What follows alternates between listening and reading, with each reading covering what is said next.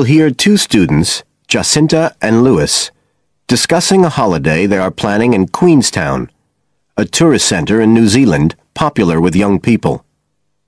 First, you have some time to look at questions 1 to 6.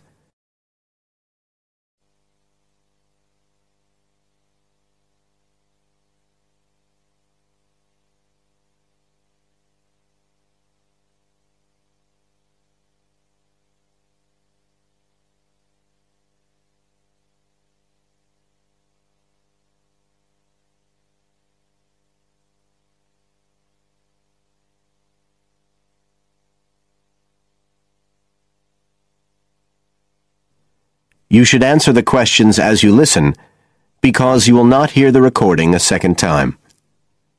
Listen carefully and answer questions 1 to 6.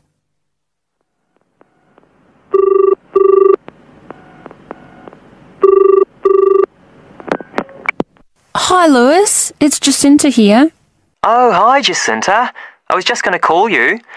I was thinking we ought to do something about accommodation for our trip to Queenstown. Yeah, actually, that's just why I rang you.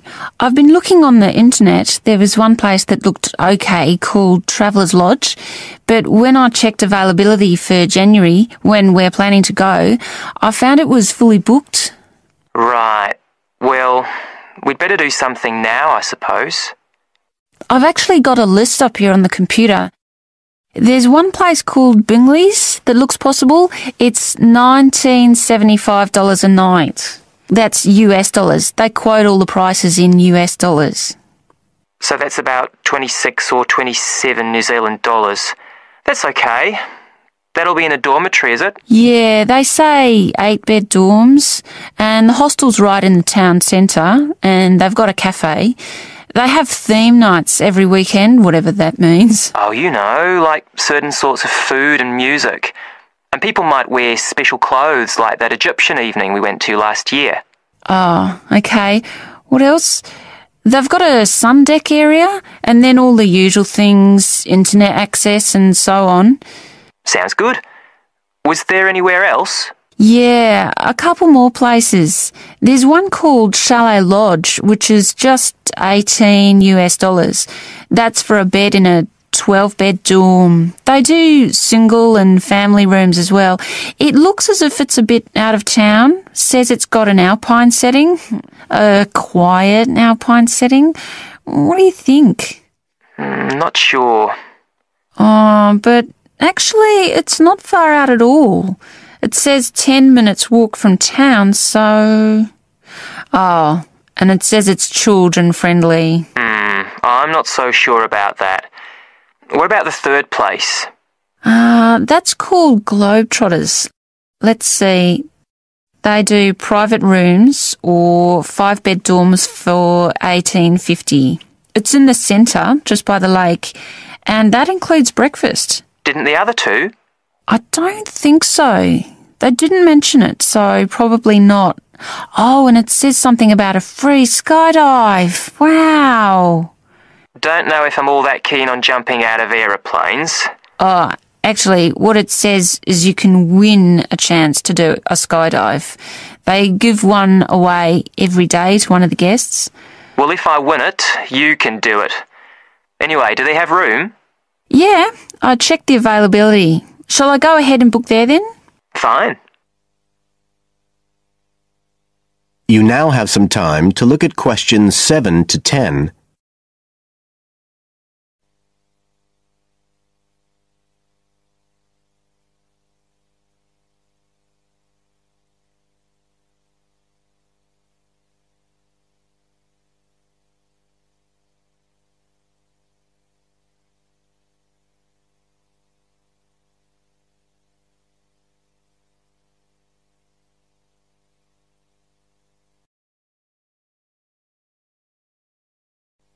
Now listen and answer questions 7 to 10. I was looking at what there is to do too. There are lots of sites offering deals for adventure sports. I suppose we have to do a bungee jump. Why? Well, it's Queenstown where they more or less started it as a sport. You can. if you really want to jump off the side of a bridge with an elastic rope tied round your ankles. I'll watch. Okay, so what do you want to do? As far as adventure sports go, I was talking to someone who went whitewater rafting there. He said it was really awesome. They drive you up the Shotover River, and then you come down on a rubber raft through the whitewater rapids, where the river's really narrow and fast, and end up going through a tunnel nearly 200 metres long. I think it's quite expensive, though. Oh, I'm on for that if you are. Cool. The other thing you can do is the jet boat ride. That sounded just a lot of noise, though. It's basically just whizzing round on the river on a very fast boat, isn't it? My friend did that as well. He said it was a bit touristy, but worth it. I'll give it a go. You go right up the river canyon. He said the drivers were really skillful, but I don't mind going on my own. But there's lots to do as well as the whole commercial adventure bit. We ought to do some trekking. The scenery around there's amazing. I don't want to miss that. The place to start's Glenorchy, apparently, about 40 minutes drive. That's where lots of the wilderness trails begin. Okay, I'll pack my walking boots. I'd better start getting in training. I haven't done anything except sit at my desk for months. Now, is there anything else we need to decide? That is the end of part 1. You now have half a minute to check your answers.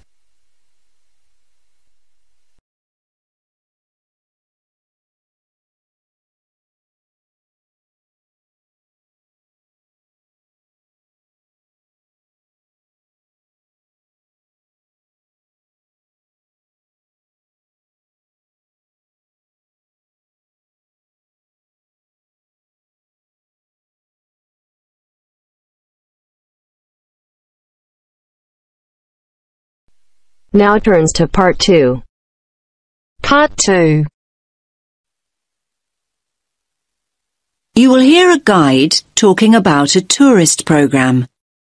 First, you have some time to look at questions 11 to 14.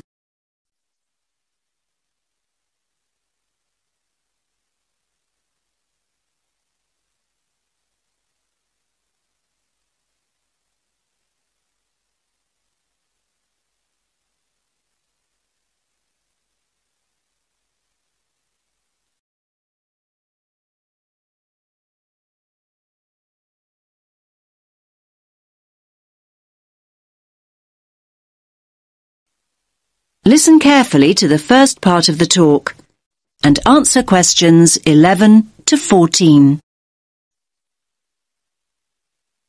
Welcome to all of you. Can everyone see me and hear me? Good. My name's Kathy, and I'm here to tell you about the special programme of events going on here at the Royal Observatory. Yes, it's Doors Open Day here in Edinburgh, and we're delighted that you have chosen to make this very special building part of your own Open Doors Day experience. Now, I'll make a start with giving you some background information about the Doors Open event. Doors Open takes place every year in September, and the observatory is one of the many buildings, 112 of them in fact, that open their doors to visitors for one weekend. And yes, there's absolutely no charge. It's all completely free. The observatory has been involved in this event for more than 20 years. And every year, we attract more and more visitors, like you, who want to find out more about great buildings in the city. And hopefully, you'll leave with a better understanding of the universe too. OK, now let's run through today's programme of events. There are many activities to choose from, so make sure you make the most of your visit. Now, there will be planetarium shows throughout the day. Now, these will run 4 times, both today and tomorrow, Sunday. These are popular, so please note that we're operating a booking system for these shows. Tickets for the 2 shows we're running this morning, the first showing at 10:30 and the second at 11:30, will be available on a first-come, first-served basis here at the information point. Tickets for the 2 afternoon shows at 2 p.m. and then at 3 p.m. will be released later on at midday. So booking is essential as spaces go very quickly. Now you have some time to look at questions 15 to 20.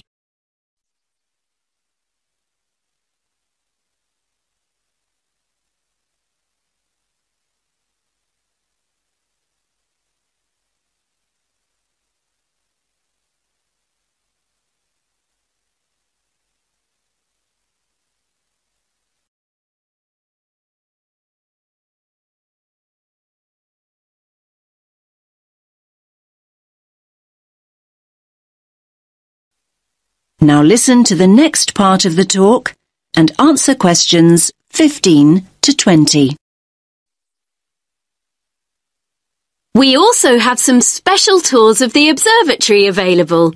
These include a tour of the telescope dome, and visitors will even have the opportunity to get onto the roof. I hope that those of you who are interested are wearing your most comfortable shoes and that you can keep up the pace. It will be worth the effort of climbing all these stairs.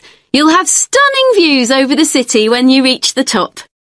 Now, for those of you who want to take things at a more leisurely pace, there will be an opportunity to visit the Crawford collection and learn about the instruments that have been built here, and there will also be some items from the collection on view. For those of you who don't already know, the Crawford collection is an astronomical library. And not only that, it ranks as one of the most important astronomical libraries in the world. You are promised a real treat here. And it's great to have so many younger visitors here today. Now, we have a craft workshop for children here in the visitor centre where they can make their very own model of a telescope and colour their very own planet. Please note that all children must be accompanied by an adult. So, as you can see, it's a pretty full timetable and there's a lot going on. Now, any questions?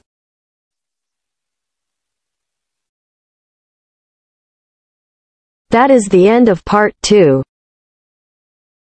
You now have half a minute to check your answers.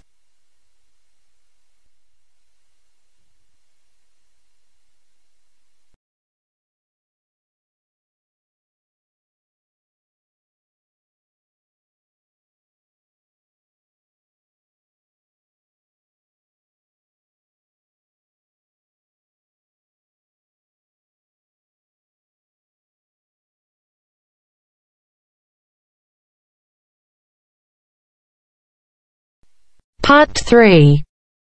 You are going to listen to a conversation between two students talking about a lecture they have just attended.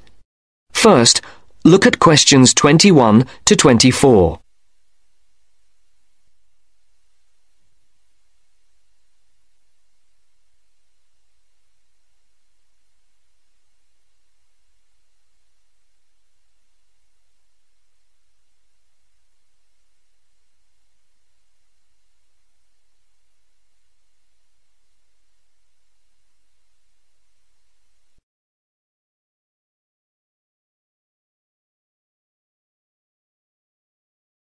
Now listen carefully and answer questions 21 to 24. Henry, don't you think Dr. Adams' lecture was really very good? He could talk about the telephone directory and make it interesting. All his lectures are like that, Astrid. He's just one of those people.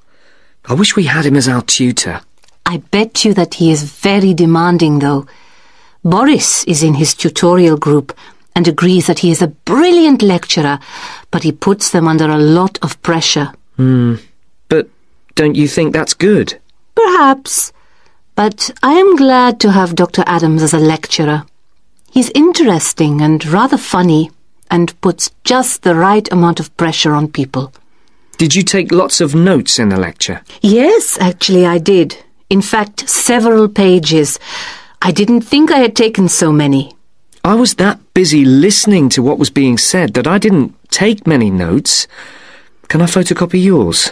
I don't think that's such a good idea. You won't be able to read my handwriting, and sometimes I write them in English and sometimes in Arabic. Oh, let's have a look. Wow! Your notes are so neat. There's not much Arabic. There is on this page. Oh, yes, there is. Dr. Adams would be pleased to see this, especially given what he was talking about. Don't you keep careful notes? Sometimes. It depends on the lecture. I don't think I'll forget Adams's lecture today, but some of the detail will fade. Before the conversation continues, look at questions 25 to 30.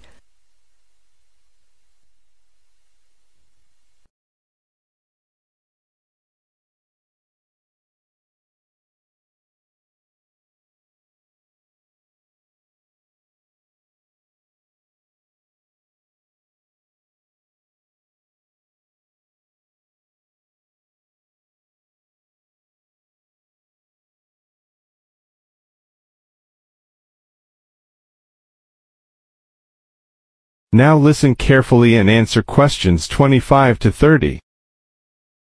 I type up everything afterwards so you can have a copy then and you can fill in anything I have missed. I'm not so good on the broader concepts. I'm better when it comes to detail. Just what Adams was talking about. Well, I am definitely a detail person. I need to have everything written down before I can get the concepts clear in my head. And I am the complete opposite. I find all the detail clutters up my mind and I get very frustrated, which was just what he was on about. He mentioned a book he'd written. He mentioned several. The one on space and the individual? Yes, called My Space. It's on the book list. So it is. I think I'll get that out of the library or get my own copy. Did you get what he said about spatial awareness? I didn't really. Oh, yes, it was fascinating. I can't be as eloquent as Adams was, but I know several people who are frighteningly intelligent, but they have difficulty reading simple directions, even when getting to places that they know very well. I find that difficult to understand. Everyone learns the way to walk to the shops and things like that. You mean just the way people learn spelling? You know, people misspell words, make mistakes in countless areas of their lives, and going in the right direction is just the same. Remember what Adams said about the number of people who cannot tell left from right, north from south, and so on? Do you know which way is north? It's, that way. You see? I couldn't have told you that. Really? I haven't a clue which way is which. That's why I'm always getting lost when I go out on my bike, and put me in a completely new place and I am totally lost. What about maps? I'm hopeless at reading them. But then you're brilliant at writing essays and getting all the ideas down in the right order, and I don't know where to start. Again, just what Adams was talking about. What we need to do is combine our skills. You teach me to cope with detail, and I'll teach you how to string concepts together. Okay, we can do that. Which way is the library? It's... you're making fun of me.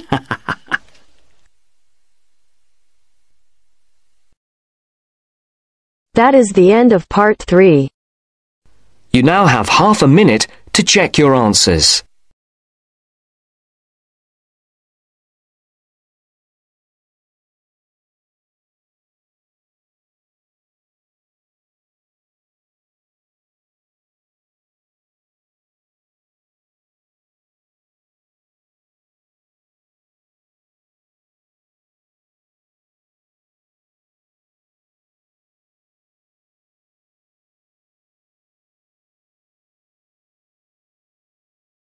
Now turns to part 4.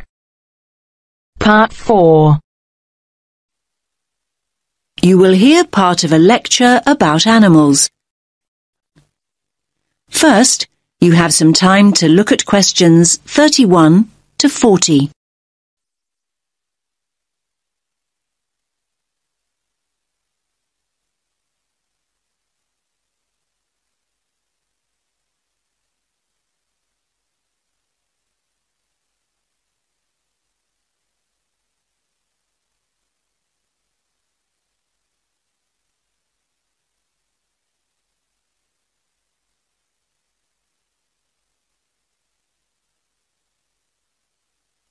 Listen carefully to the lecture and answer questions 31 to 40. In today's lecture, I'm going to talk about avoiding predation. What does that mean, I hear you say? Well, you probably know the word predator. I'm sure you've all seen Predator the movie. Well, a predator is any animal that hunts and kills another animal.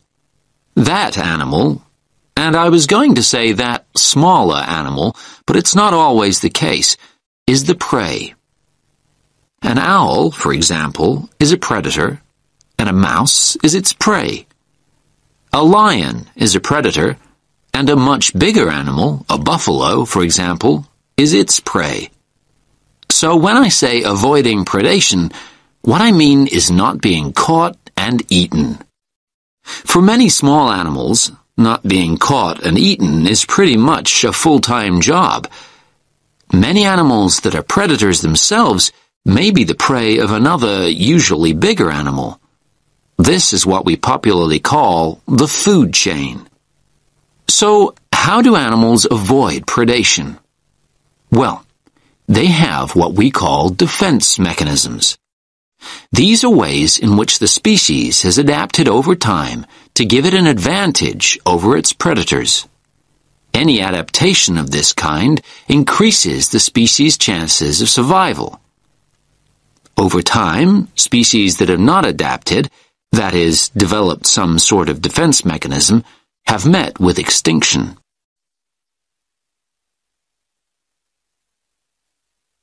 There are various forms of defense. The first is probably very obvious, and that's speed. Predators can't feed on what they can't catch. Running away is a very effective defense mechanism, as some of you can probably remember from primary school. Flight is even more effective. Species which have developed the ability to fly over time have an enormous advantage. Far more birds would be a meal out in the wild if they couldn't fly. The second mechanism is protective coloration. You might hear the word camouflage used too, but I personally find that too simple a term when it comes to the animal kingdom. Protective coloration includes a number of slightly varied mechanisms within the overall term. Some animals blend in with their background. A chameleon is a good example. It sits on a tree and it looks like the branch of that tree. Butterflies have what we think of as beautiful patterns, not to be beautiful, but to confuse and warn off potential assailants. They blend in with the flowers around them, but may also look like something else. Some butterflies have patterns that look like huge eyes, and a would-be predator is scared off. There are all sorts of stories about how the zebra got its stripes, and not many people really know what the stripes are there for. Well, that type of coloration is called dazzle camouflage.